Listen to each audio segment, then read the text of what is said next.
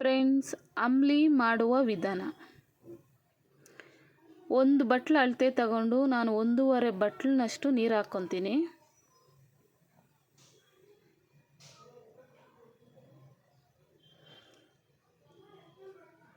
ಅದೇ ಬಟ್ಲಲ್ಲಿ 1/4 ಬಟ್ಲು ರಾಗಿ ಹಸಿಟ್ಟು ನೀರು ಹಾಕ್ಕೊಂಡು ಚೆನ್ನಾಗಿ ಮಿಕ್ಸ್ ಮಾಡ್ಕೊಬೇಕು. ಒಂಚೂರು ಗಂಟು ಇಲ್ದಿರಂಗೆ ಮಿಕ್ಸ್ ಮಾಡಬೇಕು. ಇದನ್ನು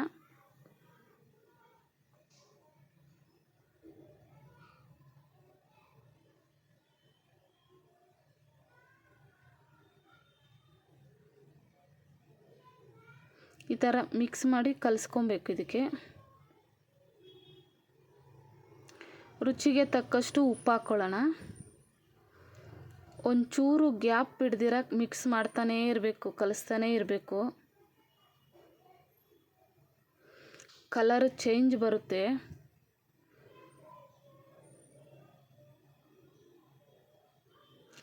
ನೋಡಿ, ಇವಾಗ ಕಲರ್ ಚೇಂಜ್ ಆಯಿತು. ಸಣ್ಣ ಉರಿ ಇಟ್ಕೊಳ್ಳೋಣ. ಕಲಸ್ತಾನೇ ಇರಬೇಕು ಇವಾಗ್ಲೂ. ಇದು ಕುದಿಯೋಕ್ಕೆ ಬರುತ್ತೆ.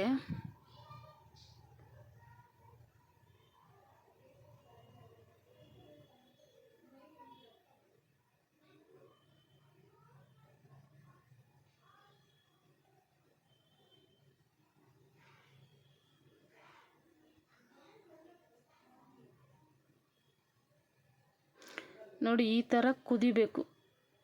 ಒಂದು 5-10 ನಿಮಿಷ ಕುದ್ರೆ ಸಾಕು. ಸ್ಟವ್ ಆಫ್ ಮಾಡಿಕೊಂಡು ಆರಬೇಕು. ಚೆನ್ನಾಗಿ ಆರಿದ್ಮೇಲೆ ಮಿಕ್ಸ್ ಮಾಡ್ಕೊಬೇಕು. ನೋಡಿ, ಇವಾಗ ಆರಾಗಿದೆ. ಒಂದು ಗ್ಲಾಸ್, 3/4 ಗ್ಲಾಸ್ ಹಾಕ್ಕೊಂಡು ಸ್ವಲ್ಪ ಮಜ್ಜಿಗೆ ಹಾಕ್ಕೊಂಡು ಚೆನ್ನಾಗಿ ಎರಡೂ ಕಲಿಸ್ಕೊಳ್ಳೋಣ.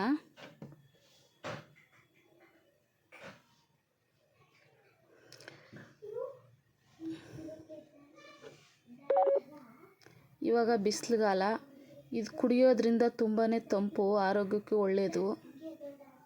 ಚೆನ್ನಾಗಿ ಮಿಕ್ಸ್ ಮಾಡಿಬಿಟ್ಟು